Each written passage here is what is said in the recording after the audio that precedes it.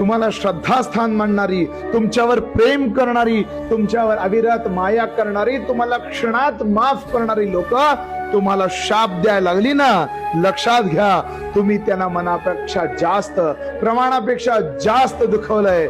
5,000 square फुटाचा बंगला जरी बांधला ना, तरी 250 ते 400 स्क्वेअर फुटामध्येच आपण राहत असतो. उरलेल्या संपूर्ण घरामध्ये वस्तू, भांडी, ठेवा मेवा ह्या सगळ्या गोष्टींनी आपला अहंकार राहत असतो.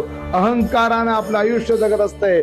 माणसाच्या मनामध्ये याच्याविषयी चांगलं, त्याच्याविषयी वाईट, या सगळ्या गोष्टींनी माणसाच्या मनातला अहंकार वाढत असतो. म्हणून लक्षात घ्या, तो अहंकार जोपर्यंत ठेचत नाही, त्या अहंकाराला जोपर्यंत नायनाट करत नाही, तोपर्यंत गाभाऱ्यातला भगवंत आपल्याला भेटत नाही.